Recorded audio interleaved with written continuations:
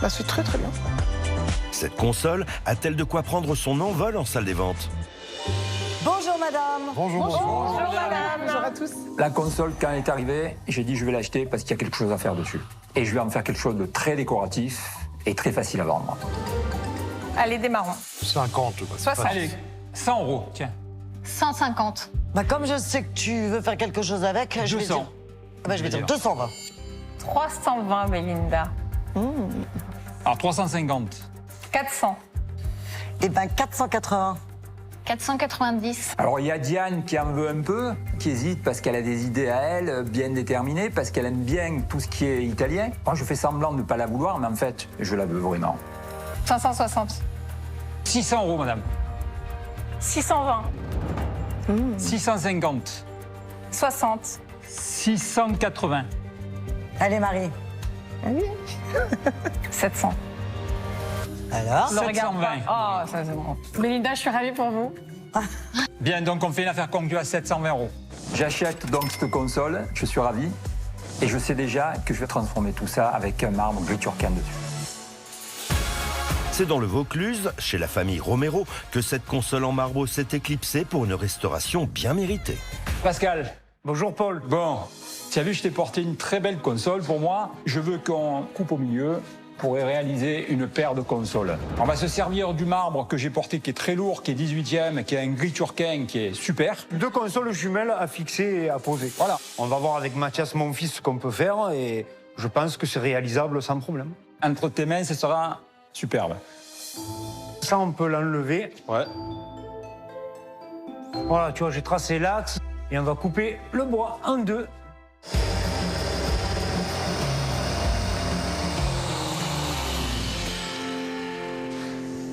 On va essayer de reproduire ce support pour pouvoir appliquer notre marbre dessus. Donc là, ici, je suis à 28,5. Et ici, il va falloir récupérer le diamètre de cet arrondi-là. Voilà. Avec ce disque-là, on devrait arriver à récupérer l'arrondi voulu. On est bon.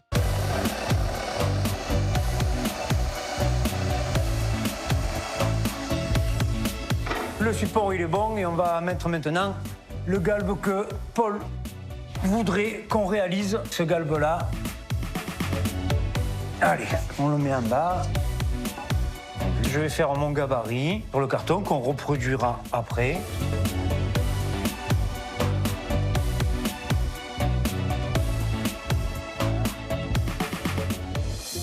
Alors on le trace sur le marbre à Paul qui nous a amené. Allez, on y va. Alors là, on est la débiteuse. C'est celle qui coupe tous les marbres. C'est un peu le centre névralgique de l'atelier, avec un disque diamanté.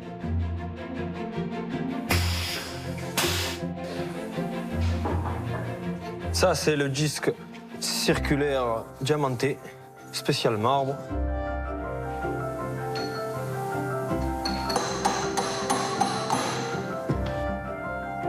Voilà, le disque est sécurisé. Maintenant, à l'aide de notre laser, on va pouvoir se repérer pour la coupe des 2 marbres.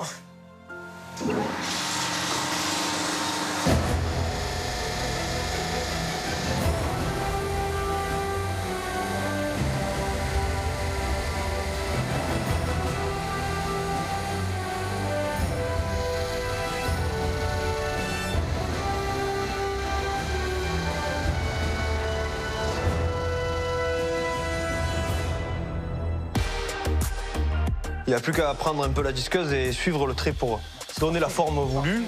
On a la marge qu'on veut, c'est parfait. On va garder cette moulure-là et on va la répercuter sur tout l'ensemble. Non, c'est parfait.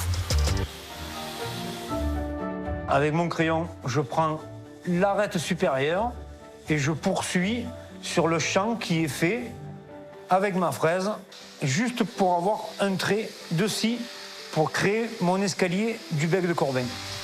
Là que tu vas faire de la poussière, je vais t'allumer le mur d'eau. Ça t'évitera de mettre un masque.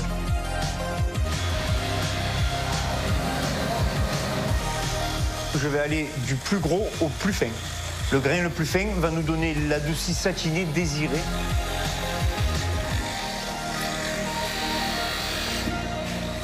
On finit obligatoirement à la main pour avoir un beau rendu satiné. Et ça, on va le cirer. On le cire pour récupérer un satiné brillant et en plus ça le protège. Paul m'a apporté des boules en marbre pour pouvoir rehausser le pied de la tête de lion.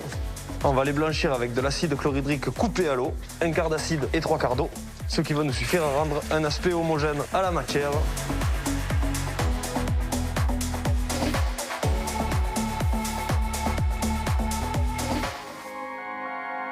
Franchement, là, on a fait du bon boulot.